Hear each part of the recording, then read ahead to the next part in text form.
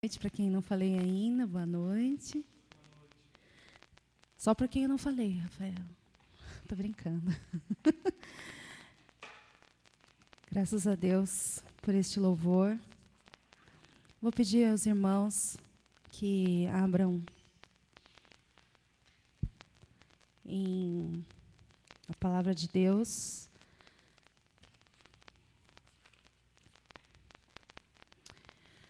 Em Lucas 6,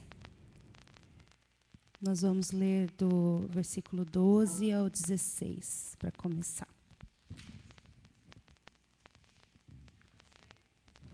Lucas 6, do 12 ao 16.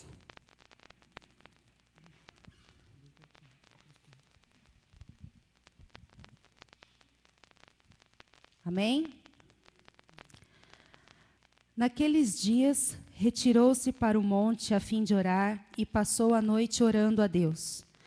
E quando amanheceu, chamou a si os seus discípulos e escolheu 12 dentre eles, aos quais deu também o nome de apóstolos. Simão, a quem acrescentou o nome de Pedro, e André, seu irmão, Tiago e João, Felipe e Bartolomeu, Mateus e Tomé, Tiago, filho de Alfeu, e Simão, chamado Zelote, Judas, filho de Tiago, e Judas Iscariotes, que se tornou traidor. Vamos orar? Deus amado, nós continuamos em Tua presença e nos colocamos aqui agora, nesta oração, Pai, para te pedir que o Senhor continue, que o Senhor permaneça conosco, que o Senhor me capacite, Senhor, para falar, que nós possamos entender a Tua palavra, que nós possamos entender que o Senhor nos escolheu primeiro, nos amou primeiro, Pai. Que nós possamos abrir nossas mentes e desejar saber mais da Tua palavra profundamente, Senhor. Em nome de Jesus, amém. Irmãos, nessa palavra, nessa parte da Bíblia, Deus conta quando Jesus escolheu os discípulos. E é claro que nós sabemos que os discípulos foram escolhidos primeiramente por Jesus, foram chamados, e eles tomaram uma decisão, seguir a Jesus. Primeiro Jesus chamou, e depois eles escolheram seguir a Jesus, certo? Assim como também hoje, nós escolhemos estar aqui. Apesar do frio, como disse o Rafa, né? Nós escolhemos a Deus. E aleluia por isso, glória a Deus. Mas eu vou falar, quando a gente fala que a gente está aqui, às vezes a gente se surpreende por nós mesmos estarmos aqui num dia de frio, Deus levanta a plaquinha lá, eu já sabia. Deus já sabia que você estaria aqui. Porque Ele tem um propósito quando Ele nos traz. Principalmente nesses dias frios, nesses dias de mais difícil de vir, né? Quando chove. Nós sentimos no coração que Deus fala, não, Deus tem uma palavra. Ele sempre tem uma palavra para nós. Sempre. Não importa se está sol, se está chuva, se está frio, se está calor, Ele sempre tem uma palavra. E nós fomos escolhidos por Deus. O Rafael, ele já comentou aqui, já leu a palavra em Romanos. Aí falou, pô, a gente não combinou, viu? Ele leu uma palavra, falou sobre sermos escolhidos. E Deus confirma, através da palavra que Deus já vinha me falando, já vinha me tocando há algum tempo para falar sobre escolhas. E como somos escolhidos, nós também tomamos uma decisão, amém? Nós tomamos a decisão de seguir a Jesus. Amém? E nós temos uma missão, como os discípulos tinham, que eram de seguir a Cristo, de propagar o seu evangelho, de ir e pregar o evangelho a toda criatura. E essa missão também é para nós. Então, nós devemos ir e pregar. Mas, em alguns momentos, a gente se pergunta se a gente pode, porque a gente é pecador. Às vezes a gente fala, nossa, eu vou falar que a gente deve ser isso, deve ser aquilo, porque a palavra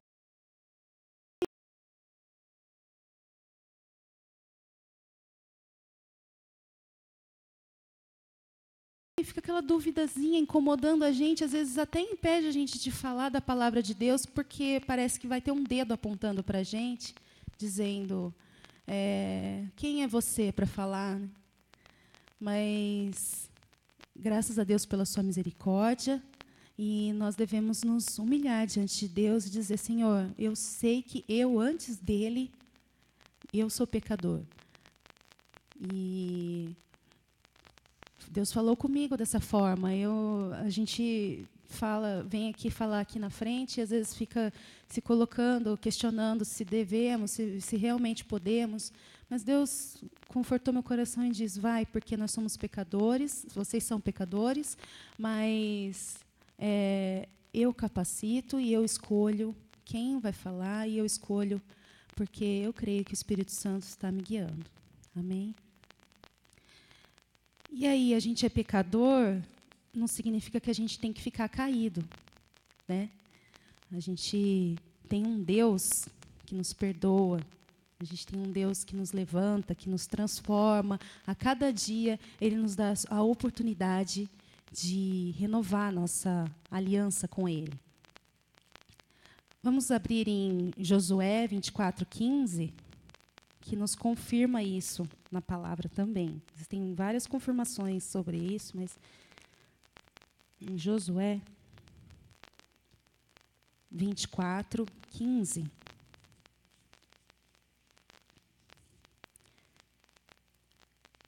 E o 16. Porém, se vos parece mal servir ao Senhor, escolhei hoje a quem sirvais. Se aos deuses a quem serviram vossos pais, que estavam da além do Eufrates, ou aos deuses dos amorreus, em cuja terra habitais. Eu e minha casa serviremos ao Senhor. Então respondeu o povo e disse, longe de nós o abandonarmos o Senhor, para servirmos outros deuses. Esses outros deuses eu interpreto e acredito que sejam, hoje, para a gente, algumas coisas que criam barreiras para a gente não servir a Deus. A preguiça, a luxúria, a vaidade, o desejo de coisas deste mundo que tiram o nosso foco do nosso objetivo, da nossa missão, que é ir e pregar o Evangelho e ser a igreja de Cristo inteira, a igreja de Cristo em nós. O álcool, alguns vícios, a TV, coisas que a gente acaba colocando antes, acima de Deus, sem perceber, bem sutilmente. Mas que nós possamos escolher a Deus. E eu tenho um vídeo que eu queria pôr aqui para vocês, de uma música que fala exatamente sobre isso.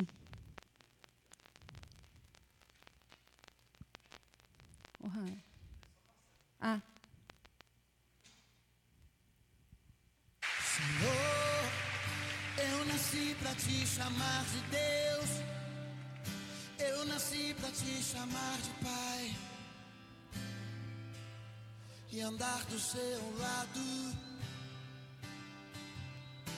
Senhor, desde o ventre da minha mãe, eu sou povo exclusivo seu. Eu sou abençoado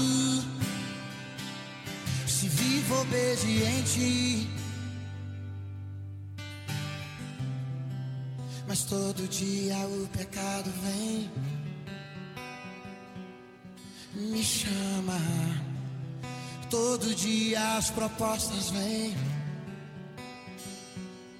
me chamam. Todo dia vem as tentações, me chamam. Todo dia o pecado vem,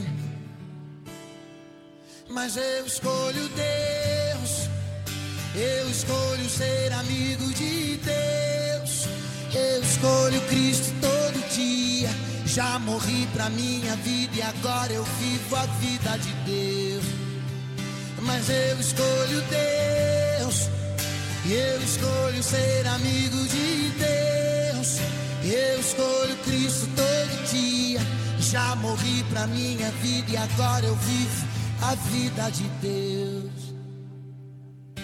Senhor, eu nasci pra te chamar de amor. Eu nasci pra te chamar de Pai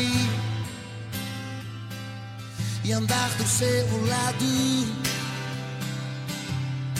Senhor, desde o ventre da minha mãe, eu sou povo exclusivo seu. Eu sou abençoado se vivo obediente. Mas todo dia o pecado vem e me chama. Todo dia vem as tentações e me chama. Todo dia as propostas vêm e me chama. Todo dia o pecado vem. Mas eu escolho Deus. Eu escolho ser amigo de Deus. Eu escolho Cristo todo dia. Já morri pra minha vida e agora eu vivo a vida de Deus. Mas eu escolho Deus. Eu escolho ser amigo de Deus. Eu escolho Cristo todo dia. Já morri pra minha vida e agora eu vivo. Eu escolho o Espírito Santo. Mas eu escolho Deus. Eu escolho ser amigo de Deus. Eu escolho Cristo todo dia. Já morri pra minha vida e agora eu vivo a vida de Deus. Ei, mas eu escolho Deus. Eu escolho ser amigo de Deus. Eu escolho Cristo todo dia. Já morri pra minha vida e agora eu vivo a vida de Deus.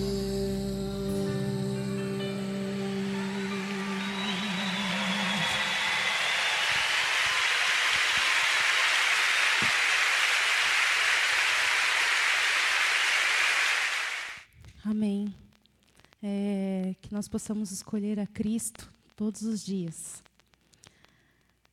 Na passagem que a gente leu, também conta sobre duas pessoas com os nomes, os xarás, nomes iguais, mas caminhos bem diferentes. Judas, filho de Tiago, ou Tadeu, como citado em Marcos 3:18, e o Judas Iscariotes, o que se tornou o traidor. Judas Iscariotes, todos conhecem bem o que aconteceu com ele, que caminho ele seguiu, e ele escolheu ser um falso amigo, ele traiu e sentiu remorso ao errar, não arrependimento. E eu fiquei pensando, por que Deus permitiu, Deus deixou na palavra o que aconteceu com Judas Iscariotes? Para que, com certeza não foi para que a gente criasse ódio dele no coração por ele ter traído Jesus. Porque Deus não quer ódio no nosso coração, amém? Foi para a gente aprender também com isso, tenho certeza. E o que a gente pode aprender, uma das coisas sobre o remorso, é que o remorso e o arrependimento, eles podem parecer a mesma coisa, mas eles têm uma diferença bem gritante. O remorso, ele é o pesar por algo que foi feito ou deixado de fazer, mas ele não significa necessariamente que haverá uma mudança. E o arrependimento, ele também é um sentimento de pesar pelo nosso erro, mas ele está ligado ao desejo de mudar.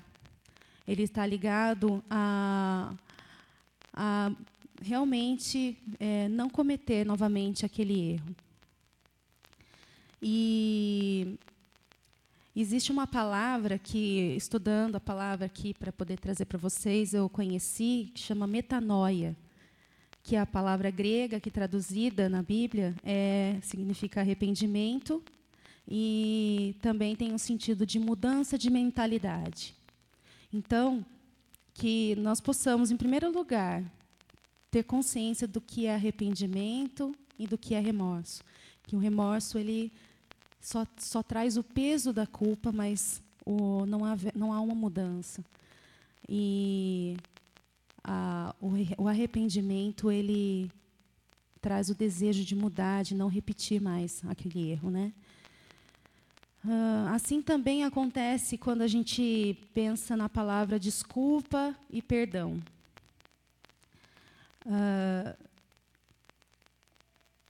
Desculpa, ele é uma palavra mais comum, usada com mais frequência, né, no nosso vocabulário, no dia a dia, na cultura do ser humano. E ele fala, separando a palavra, né, como o pastor às vezes gosta de separar, desculpa, é tirar a culpa. Mas, ainda assim, ela é mais fraca do que o perdão.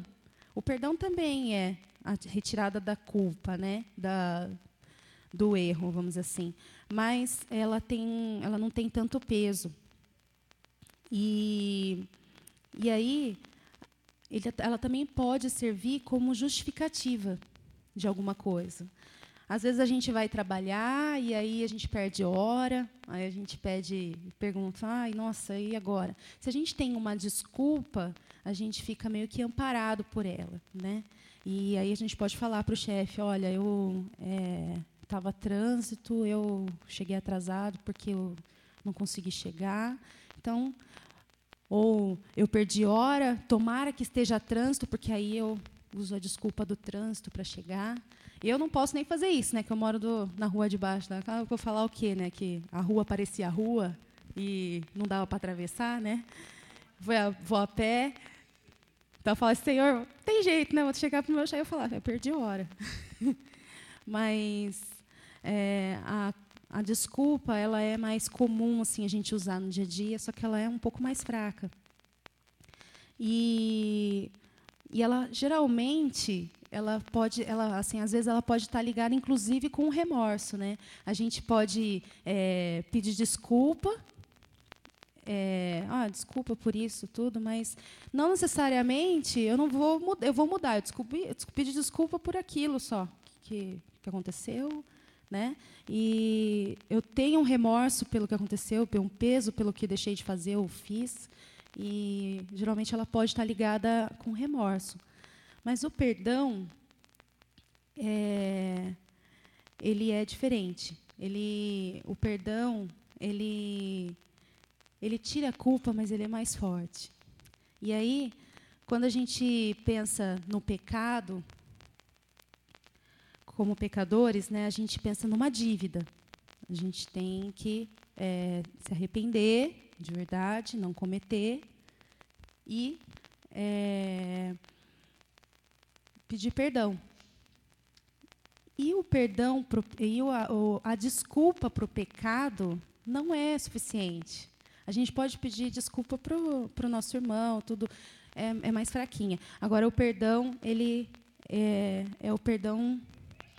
é mais significativo, ele é mais forte.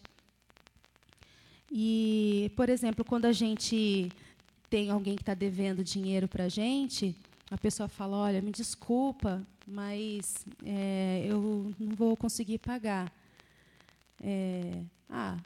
Ou eu não vou pagar desse mês, né? Desculpa, eu não consegui te pagar. A gente compreende o pedido de desculpa, mas a gente não perdoa a dívida. Com o perdão, a gente perdoa a dívida. Daí a gente consegue entender a diferença do perdão e da desculpa também. Então, dessa parte de Judas, que nós possamos lembrar desse ensinamento, não como como o pessoal fala, malhar Judas, aí, né? Judas Iscariotes, no sentido de ódio do que ele aconteceu, mas que a gente possa lembrar nesse sentido do remorso e do arrependimento, a diferença entre eles, e da desculpa e do perdão. Jesus Cristo, ele nos perdoou, ele nos desculpou, né?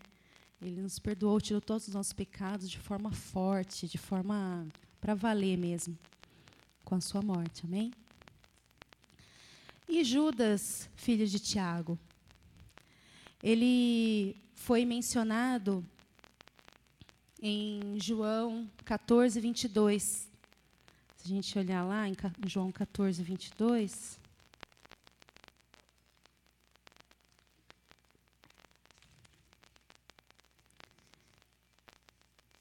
Ah, não, desculpa.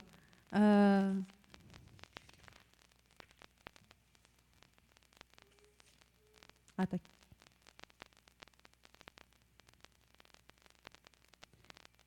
Disse-lhe Judas, não o Iscariotes: de onde procede, Senhor, que estás para manifestar-te a nós e não ao mundo? Respondeu Jesus, se alguém me ama, guardará a minha palavra, e o meu Pai o amará, e viveremos para ele, e faremos nele morada. Judas, eu também li sobre ele. Judas foi uma pessoa que escolheu verdadeiramente, diferente de Judas Iscariotes, né, a seguir Jesus até o fim. Tanto que ele estava no momento da ascensão aqui de Jesus, fazendo essa pergunta para Jesus. Prova que ele foi obediente, acompanhou Jesus e ficou até este momento aí, desejando, apesar de ser pecador, também como nós, ele não desistiu de caminhar com Jesus, amadurecer a sua vida espiritual, obedecer a palavra, obedecer os mandamentos que Jesus estava ensinando na época. E aí a pergunta, qual dos Judas será o seu exemplo? Né? O Judas que sentiu remorso e não se arrependeu? Ou um Judas que segue o caminho de Jesus, que segue Jesus? E Judas também, o Judas filho de Tiago, ele era humilde. E ele preferiu ser citado apenas como filho de Tiago mesmo, e tratou no seu livro as igrejas justamente a importância de ter a verdadeira palavra guardada no coração. Que a gente não se deixe enganar por palavras que não edificam, que sejam falsas, ou por heresias, ou palavras que distorçam a nossa fé, que possam distorcer a nossa fé. E, para isso, a gente precisa se aprofundar na palavra, amadurecer, para a gente não desonrar. Ontem, acho que foi ontem, que a gente viu uma reportagem, acho que foi a Liga, que passou sobre a convivência, que teve a reportagem foi um desafio para um pastor receber na casa dele um gay, e esse pastor era ex-gay, e também teve outro pastor que era gay também, e eles queriam o objetivo da reportagem era que um convencesse o outro da sua verdade, vamos dizer assim. Eu não sei, eu não posso dizer se eles se prepararam, os pastores, né, no caso, se prepararam para receber, para passar por essa reportagem, por esse artigo, mas o que me veio profundamente, assim, eu fiquei muito triste e eu fiquei preocupada, é justamente sobre isso, o alerta da gente conhecer profundamente a palavra de Deus, ter o estudo para poder responder as perguntas do povo que ainda não conhece a verdade. Porque a gente sabe, a gente às vezes tem na ponta da língua as coisas que a gente mais escuta, que Deus é amor, que Deus cura, que Deus é um Deus do impossível, que você toma posse daquilo que Deus te deu. Mas quanto mais a gente conhecer da palavra, mais a gente vai ter conteúdo de Deus para conversar com essas pessoas, não discutir, né? mas conversar aí, através, assim, ligada no Espírito Santo, a gente poder dizer aquilo, a verdade, e com amor, né? Porque eu não me esqueço mais um versículo que a gente leu na escola, na classe de casais, que é antes a repreensão com amor do que o amor encoberto, né? Ou a falta do amor. Então, a gente tem que buscar muito a palavra e se preparar para essas questões, porque elas virão, as questões virão, os questionamentos virão, e a gente precisa se aprofundar muito e conhecer muito para não desonrar o nosso Deus. Para não transmitir um evangelho que distorça aquilo que realmente Jesus quer que a gente fale. Que a gente não seja superficial na palavra de Deus. Muitos escutam da igreja para fora muitas coisas a respeito de Deus e fala da boca para fora ou superficialmente mesmo, eu acredito em Deus, mas e a vida de servidão, a vida de colocar realmente Deus em primeiro lugar, abrindo mão das coisas que não são boas para você e não agradam a Deus, porque não são boas para você, porque nada não faz sentido. Deus não fala simplesmente não quero que você faça isso. Tudo que Ele fala não faça é para o nosso próprio bem. E às vezes as pessoas não enxergam isso porque é mais fácil viver o que todo mundo faz do que viver aquilo que é mais difícil, mesmo sendo o certo, né? Então, que a gente possa nos aprofundar, entender o que Deus quer que a gente fale para aquele irmão, estudando a palavra. E isto é maturidade, é intimidade com Deus. Alguns acreditam que a maturidade espiritual, ou mesmo a maturidade do homem, ela vem com o tempo. E aí eu ouvi a minha avó uma vez falar assim, minha filha, a idade não significa maturidade. A mesma coisa para a gente na nossa vida espiritual. Não é só quanto mais a gente passa o tempo, se a gente não estuda a palavra, que a gente vai saber mais de Deus. A maturidade espiritual, ela vem com ela vem para a gente adquire com uns bons hábitos, com estudo da Bíblia, com oração constante, serviço a Deus, relacionamento de amor com o próximo. 1 Coríntios 13, 11. Vamos ler. 1 Coríntios 13, 11.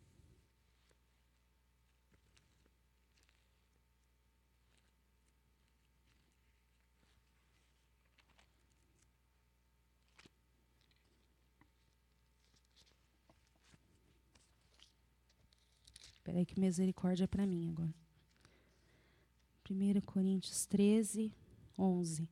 Quando eu era menino, falava como menino, sentia como menino, pensava como menino. Quando cheguei a ser homem, desisti das coisas próprias de menino, porque agora vemos como espelho obscuramente. Então veremos face a face. Agora conheço em parte, então conhecerei como também sou conhecido. Irmãos, Deus nos conhece muito bem. E nós conhecemos muito bem o nosso Deus.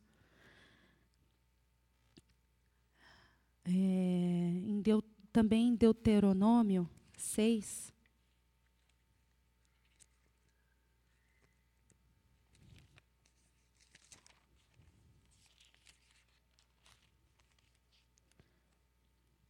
Deuteronômio 6, 1 até o 6.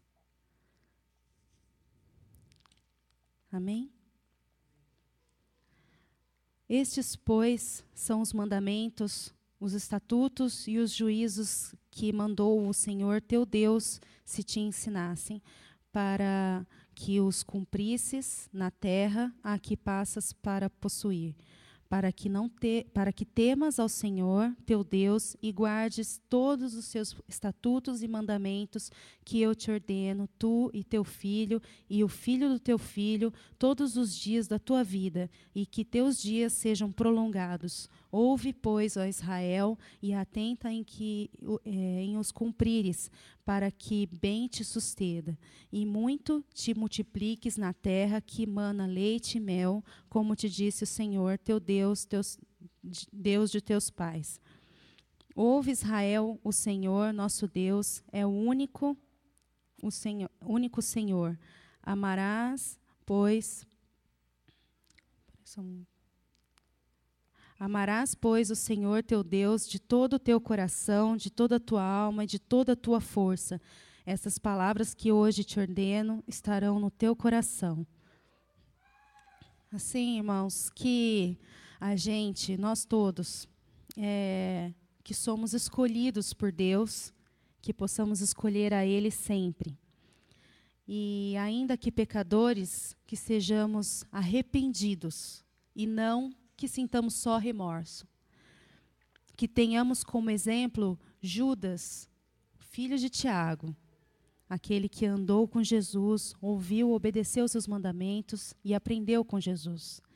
Que cresçamos na graça e no conhecimento de Deus e que a gente busque não só guardar no nosso coração, mas praticar a palavra que nos ajuda a viver numa crescente maturidade espiritual. Amém? Vamos orar? Deus amado, obrigada, Senhor. Obrigada porque nós temos a Tua palavra, Pai, o nosso manual de vida.